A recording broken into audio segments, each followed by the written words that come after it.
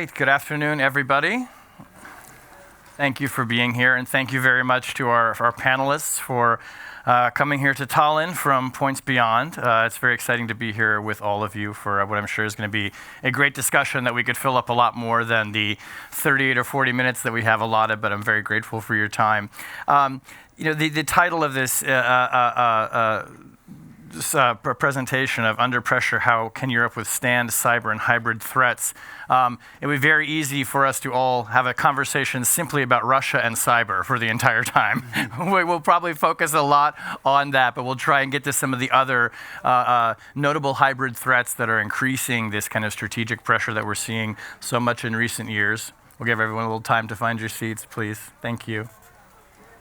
But I do want to start with our colleague from Ukraine, Max, because you have an answer to a question that is posed in this title about withstanding cyber threats. And if we think back to the beginning of Russia's second invasion of Ukraine a few years ago, one of the things that I was writing a lot about when I was a reporter at the time at the Washington Post was this expectation that Russia was going to launch massive cyber attacks that would knock out critical infrastructure in Ukraine and would be, sort of a devastating piece of the war. It's not to say that there have not been major relentless cyber attacks on Ukraine, but to a much less significant degree, it seems like, than people were anticipating in the worst case scenario. So I wonder if you could talk a little bit about how it was that Ukraine seemed to be so ready for that and defended that, and how you've adapted over time to the different kinds of Russian cyber attacks that have been a component of their offensive. Yeah, well, thanks for the question. The thing is that it was like a common expectation that the Ukrainian information communication systems will fall down with the first hours of the full-scale invasion was obvious because of the massive scale of Russian attacks on our critical infrastructure and other systems much prior. So starting from 2015, we faced the great outage in the western part of Ukraine when there was a cyber attack of our electric grid power station. After that, we faced a couple of others, and the very well famous NotPetya was started from Ukraine as well. So it's actually taught us well to be ready for this kind of threat and do our best to improve our cybersecurity capabilities, not only within the military, but also throughout the whole state. And we were not alone in this, huge task to be solved. Our friends, partner nations, particularly Estonia, led the international support for Ukraine to improve and mature our cybersecurity system. Also within the country, they were taking the political decisions. So we've established under the National Security Council, we've established the National Cybersecurity Coordination Center, which became a kind of a command structure for all defense forces components, how to coordinate our activity within the cyber domain, as well as the owners, state and private, those who are having responsibility on the critical infrastructure object, they were also in. So there were requirements had been set, the specific budget was identified for those needs. And at the end of the day, we managed to do it. But you were right saying that it was not 100% success. Much prior, before the 22nd of February 24th of February 2022, we had massive, let's say since the beginning of the year 2022, we had massive attempts to break down information communication systems or disrupt the functionality of the vital systems within the Ukraine.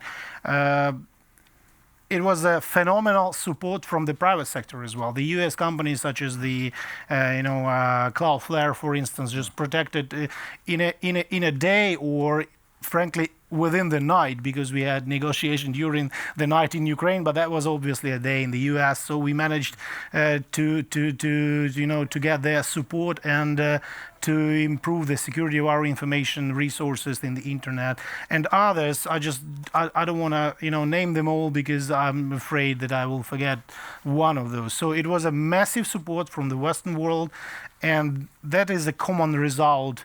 Before that, we also, I almost forgotten to say, but we also were able to send our personnel for the specific training and courses, and it is also international support with it. So it's not only a Ukrainian result, it's a result of on all three wars, should I say.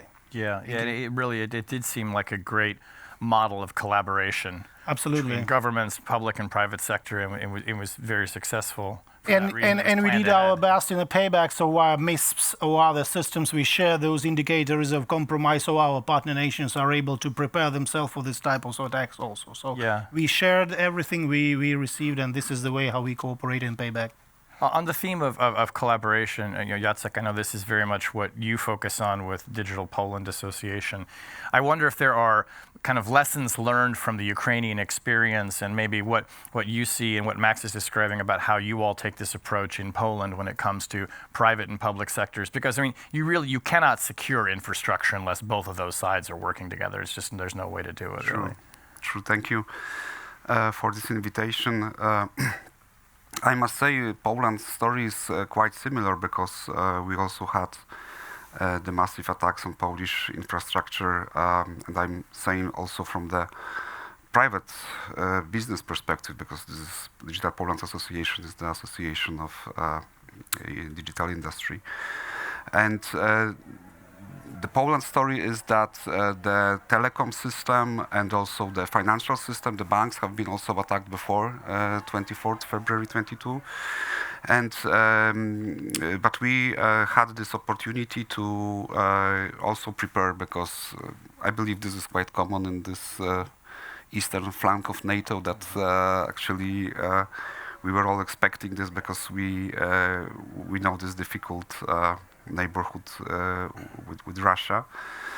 And the story began in 2019, in fact, when we were able to establish the very well working public-private partnership within the Polish government, started by Samsung and then joined by many other companies, like it's over 30 right now, both international and also local, but also NGOs that are sharing not only this quite basic information about the threats, vulnerabilities, incidents before the general public knows about it, but we also invest a lot as private companies in training the government officials. Right now it's several thousands of civil servants that have been trained by the industry for free. We are not actually earning a single dollar on that. We believe this is a kind of our contribution that we that we also in fact bring us the right environment, safe environment where we can do business. And this proves that it works. You may know that Poland is also the frontline country. Poland has been the #1 target of the ATP groups, and we are also as the country APT group, sorry, we are also as the country quite unique, because we are openly sharing who is attacking us, and that's this is official data that #1 country is Russia, #2 is Belarus, and they are quite this is very visible, but then for some maybe surprising, for some not, but the #3 country is China. Also, when you see the ransomware attacks, Poland is the #1 country globally as the target of threats, even before the United States. So I believe this cooperation between the industry here and the government really brings first this cybersecurity capabilities, but also, which is not less important, the cyber resilience, because there is a lot in education, and people are aware that the vulnerabilities are actually important for their lives and for their businesses. The last data that I will share here is like the number of companies that declared that they have been attacked in Poland, including very small companies like micro companies, is 83% for last year. 83%. 83%. Yeah, so basically everyone. Yeah. Yeah. Yeah. Anssi, I want to turn to you on this from Finland's experience, which probably what our colleagues are saying here will resonate with yours as well. Finland also being no stranger to ransomware attacks, which have been pretty significant there. From your perspective, maybe pick up on this notion of the threat actors. Jacek mentioned Russia and Belarus, no surprise. China is sort of in the mix. What does the threat picture look like for Finland exactly? Who are the main actors here and that are coming at companies and the government? Yes, thank you. Overall situation, we actually already published 2022 when actually war in Ukraine started, that the threat level, cybersecurity threat level in Finland is increased, and we actually, our center together with Finnish intelligence service, we published that we see that the activity is higher than before, and we actually refreshed that announcement just a month ago, that there is like no change. Activity is quite high. What it comes to main actors, I think they are already mentioned here. Mm-hmm. And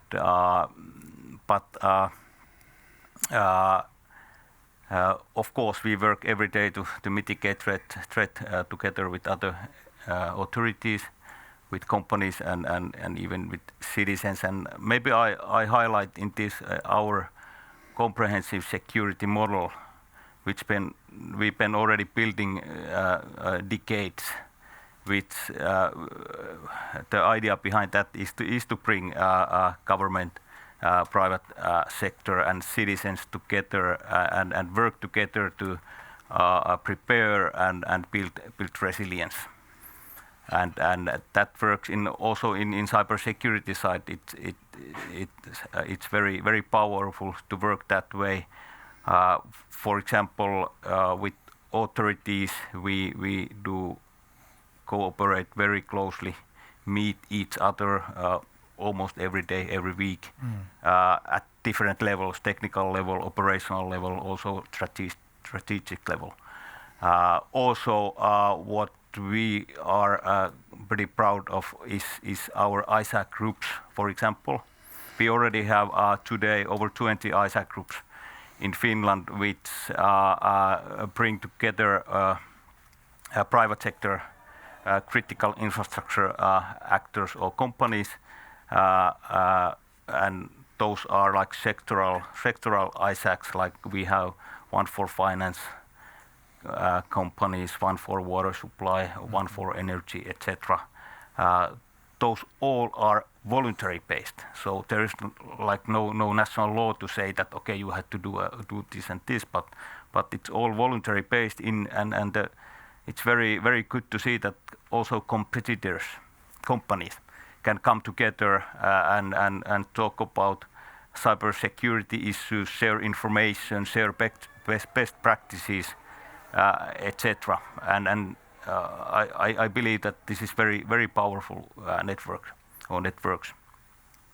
And then the third part of the cooperation is of course international cooperation, as already mentioned here in this panel. So we work with the other government or governmental organizations or international authorities, but also with those international companies like big ones, because what they do, they see the, let's say, the whole world, although they have a global view to threat landscape. So it's very important to get also information and data from them, and also all kind of small or bigger communities, hacker communities, networks, etc. are very beneficial. Max, a lot of people look at Ukraine and think of it as sort of right now a kind of people refer to it as a laboratory of warfare, right? We're seeing drone technology. I mean, this has become such a huge facet of the war. Things that are playing out on the ground there now are testing new technologies, new capabilities. Talk a little bit about how much cyber plays a role in that. I mean, is Ukraine kind of becoming, is it fair to say Ukraine is sort of a battlefield where we're seeing these threat actors, obviously mostly Russia, Belarus, bringing out their best capabilities, their newest tricks and techniques? I mean, are we seeing things there that are kind of debuting or appearing before we see them spread to other countries? Well, fair enough. It's a kind of ongoing competition, and you can hardly say that the effective weapon, which was like a couple of days before, is going to be that effective a week after. So there are cases that, let's say, in this kind of a confrontation, we are inventing the, for instance, CW asset that today is showing the good results, but the enemy is, adopting to the change of the situation, and the day after this asset is no longer effective. So it caused the problem with the scaling of the new equipment. We cannot actually, produce them in a certain quantity because on the day they're produced, they already are outdated. So that's a challenge, and we definitely can say that this, every war is a kind of a lab or a polygon for the new technologies and etc. And the cyber today is playing, on my personal opinion, a vital, if not a crucial role on it, because each and every, robotic system or autonomous system or whatever, which is from the 21st century assets of war, is having its own, firm, hard, and the software in. So the cyber requirements for like a minimum for the protection of the asset, for the protection of the system that this asset is using, because what is the drone? The drone is collecting data. Where the data are, they are in the specific system. So we also have to consider about the protection of the system, and so on, so on, so on. So this is a huge loop where the cyber element is in and is playing a vital role. The price for not paying attention on it could be high, because despite the asset is quite effective. If it's not protected, it could be either useless or even used against yourself. And there are cases on our ongoing war with Russia, and unfortunately not only successfully from our side but from the enemies as well. So this is really important thing, and you have to pay attention on it. That's for sure. I want to ask, Jacek, and then maybe Anssi too. What are you seeing as the most targeted sectors? I mean, when we talk about cyber threats, we're talking about, as you just described, Maksym, a whole range of things. I mean, anything that is embedded with technology could conceivably be a target. But are there areas where you are seeing, foreign actors or even non-state actors really going after the most? I mean, are we talking, is it financial crime? Is it critical infrastructure? What is the biggest target set? Yeah, I believe in Polish case everything is a target, but one specific area that I would like to raise attention to is part of the so-called critical infrastructure that is very dispersed, and it's not as such centralized like the telecom or financial sector, and this is the water supply. Because in fact we are observing in the recent months so many attacks on very local water purification plants that are governed by the local municipalities that in fact never decided to invest in cybersecurity before, because making the streets for the citizens was more important and more visible to the taxpayers in the end, and also to the voters then. So basically, this is the area that everyone is focused right now. This small companies that are working on water, whether this is purification or this is like the even pools for people. The fact is that water is something that we need most as humans. Yeah. And we are built like 75% out of it. And this quite of simple, but still according to the law and according to the directive, even the European directive, this is part of this critical infrastructure. Even if dispersed, this needs to be protected. And there is we see that probably it has been understood by the enemy as a weak point in the recent months, and is right now under This sounds. I mean, this sounds alarming. I mean, is this? I mean, I don't want to make any news here necessarily, but I mean, is this something that you all presume is being directed by Russian actors as some sort of preparation or some sort of a attack on the civilian infrastructure? I mean, what's behind this? Yeah, this is also according to the official data. This is the target of this advanced persistent threats organization. So the state actors, and yeah, that's what I said. It's like I believe this is part of the cyber war that we are part of. Yeah. Anssi, maybe you want to elaborate on what you're seeing from the Finnish experience, but what is your big target set in Finland right now? Yeah, I think that more or less every sector is target, but maybe the top ones spend like defense industry, government, and also finance sector in Finland. Because if I think what we've been seeing during, let's say, last 12 months or something, it's and the most serious cases we have had. One is, for example, city of Helsinki, our capital, hacked, or huge data breach. One dairy company in Finland, also big league, and huge DDoS campaign against one Finnish major banks, and so it's hard to always say who's the number one, but because it also we see what we see, and of course there is lots of attempts for sure, but it's also the capability to see and detect things also. Yes. Does the government of Finland have a policy for how you would respond to a major attack on a civilian infrastructure that causes economic damage, loss of life? I mean, would that be viewed as an act of war? And if so, what is the commensurate or proportional response to that? Yeah, I think today we don't have that clear, let's say, procedure to say right away, or what are the responses, or that there is a certain level after which we declare war, for example.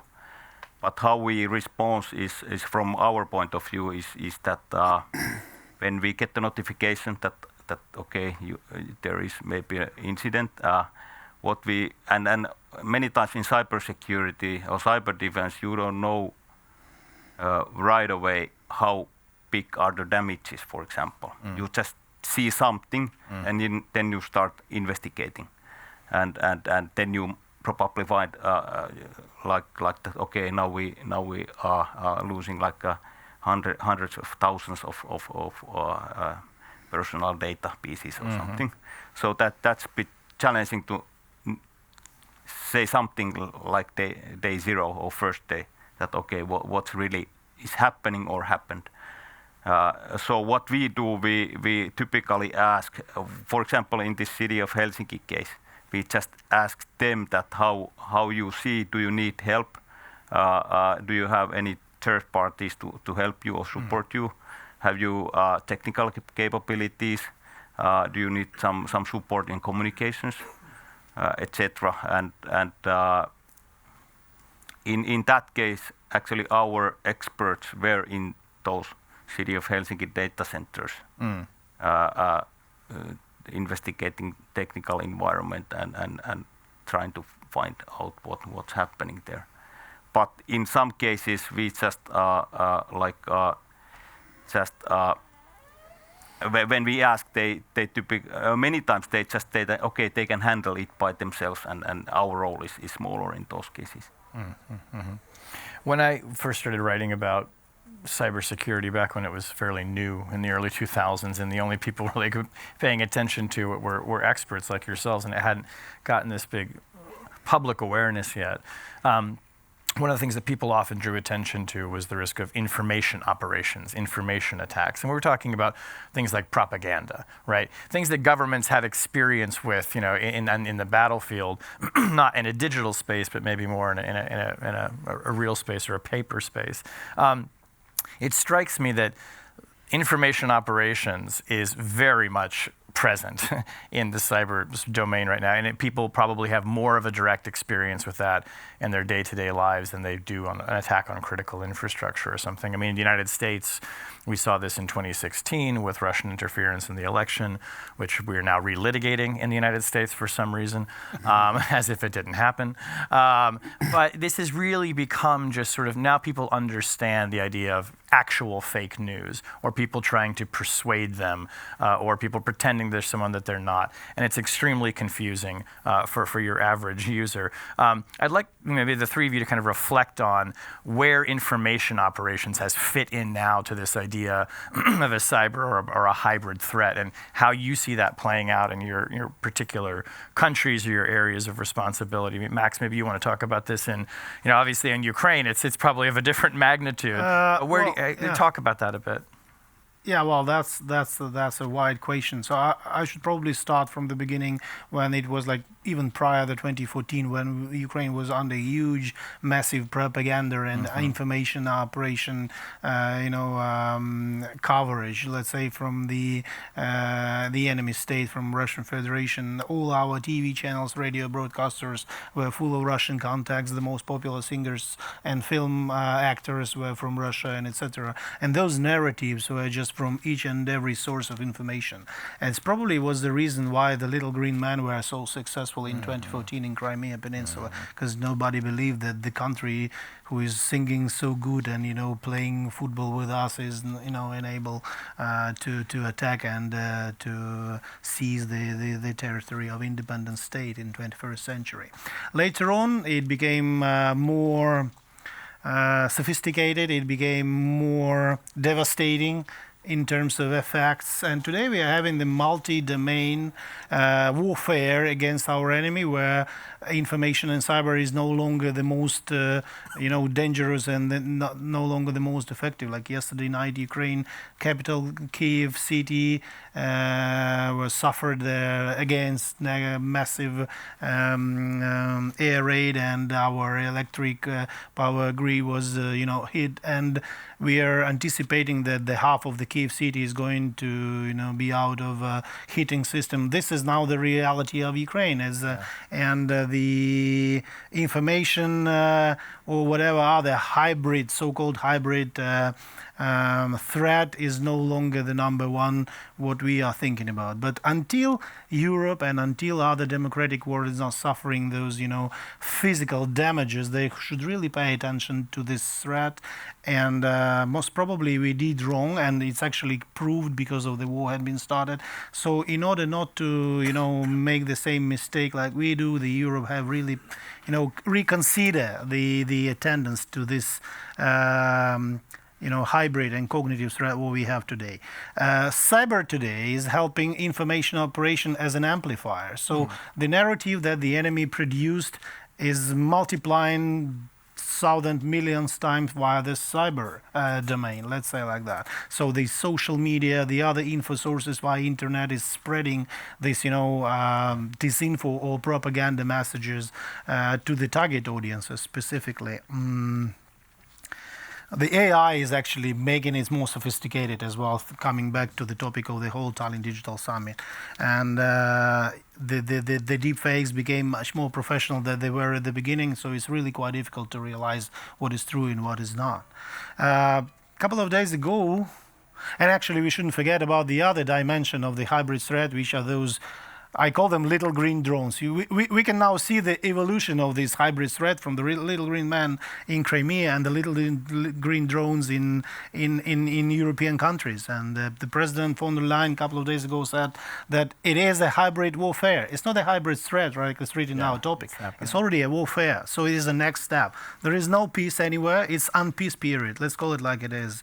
And our peaceful assumptions are no longer effective and are no longer, working. So there is a summary of Information Institute for Strategic Research is saying that Russia is already waging the unconventional war against Europe, and its aim is, has been to to use the mechanism of subversion, substitute, sabotage, espionage, covert actions, you name it. So there's a great number of tools in their use. What is the purpose? The purpose is to destabilize the European governments, to undermine the public support for Ukraine via imposing cost, social and economic one, to the Europe, and also to weaken this collective ability to counter the Russian aggression. So these are the main purposes. So today it is probably the number one priority, and I do hope this is the next generation of it, which is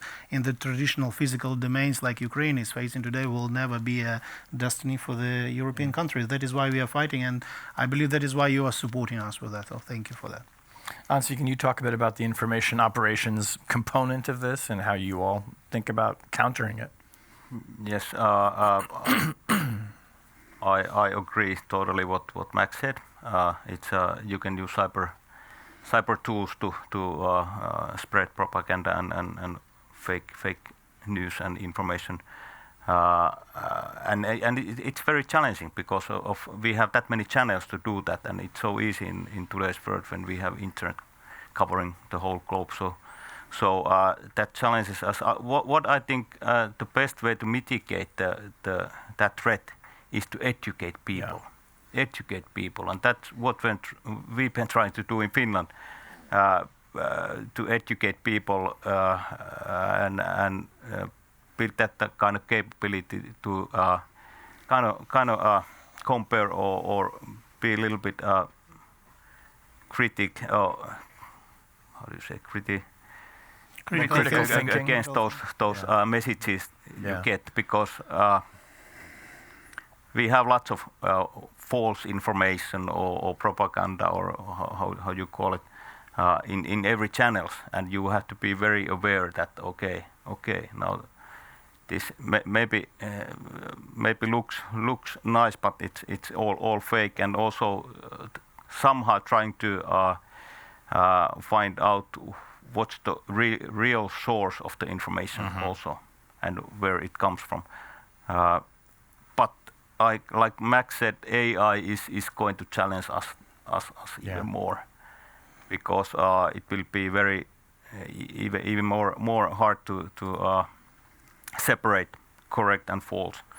But in that environment, I also believe that those, and I hope that when we have those like social media platforms, technical platforms, that we also regulate or somehow push them to also develop the capabilities to filter, so to say, that kind of false information also. Because if you give that all responsibility to individual, it's very challenging. And then all technical platform service providers or others are doing nothing, and it's all up to a single individual that is that correct or not. You're putting your finger on something that's in the United States anyway, is a very sensitive political discussion about whether or not we put this responsibility on social media companies to filter or to not. I mean, some people will call it censorship, some people call it content moderation. I mean, it has been an incredibly difficult policy challenge. I mean, Jacek, maybe you have thoughts on that in the Polish experience, and maybe and your own views on the information dynamic here in this, what is, I think, clearly no longer a threat, but actually is the state of conflict, where it's playing out in the world of ideas too, isn't it? Yeah, I believe it was pretty much well described by both my panel colleagues. For sure, we live in a world that is post-true world, so everything may be true and everything may not be true, and people just got confused. And the major power of democracy is the free speech, but it's also the major weakness. And there is no simple solution to that. Anssi told something very, very, very wise: education. We all have the need for the digital skills. We are all, having in every country, I believe, these programs of digital literacy. But I believe the major skill that we all need in democracies, it's also digital, but it's also quite classic skill, is it's the critical thinking.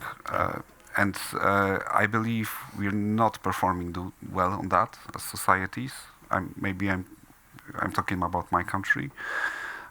It could be much better. I believe this should be very much in these digital times of the social media when we already had the troll farms, but it's gone. Like now we have the AI that actually replaced the troll farms.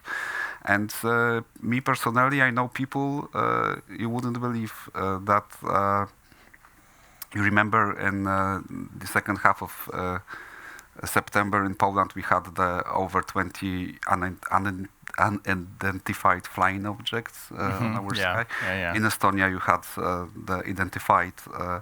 Yes. Identified very close up. Fighter jets. But I personally know people who believe they were struck by Ukraine to Poland. So these drones. So. It's very difficult. Everyone is fed by his own information bubble, and we need to really put a lot of effort in education, in educating, young generation. But this will bring results in 20 years from now, believe me. So there is no immediate response to that. We are in crisis. We have to invest, and over time, not short time. I believe this will work. Not now. Max, actually, it just struck to my mind that it could be like a two messages in conclusion for that part of this hybrid warfare discussion. That for Europe it is vital to understand that like tackling the tactics of the enemy in terms of information operations and following the same TTPs against trying to debunk those fakes is not the successful way. It will lead to nowhere. Europe must remain open with their values. This is something what Russia is trying to target. So there is very important to save this value what is making difference between us and the enemy. So remain open, but not defenseless, that for sure. On the other hand, as for military, this is the worst case scenario when we receive the unclear tasks or uncertain rules of engagement or something. So what I'm trying to say is that it is the bad words in use like threshold, like gray zone, like, red lines, whatever. And it is already noticeable, not only for us in Ukraine, but for local citizens here in Europe, this green zone is becoming wider and wider with the new challenges. So for those who are supposed to protect you, I'm talking about the militaries, they have to have the clear instructions. So what is the sign or what is the mark when they have to use their power to protect the nation? So somebody is saying that must be a casualties. We already had a casualty, so nothing happened. So somebody is saying that it could be a penetration of the critical infrastructure. We had it as well. I'm not calling you to war fighting with Russia for today. What I'm trying to say is that you have to be honest with yourself. I'm saying the European government. So understand what are those limits that you will not go beyond. Russia will go as far as you let them go. We've already checked it out back in Ukraine. So reconsider your main pillars of your security and realize what will be your threshold. You will never cross it through. Thank you.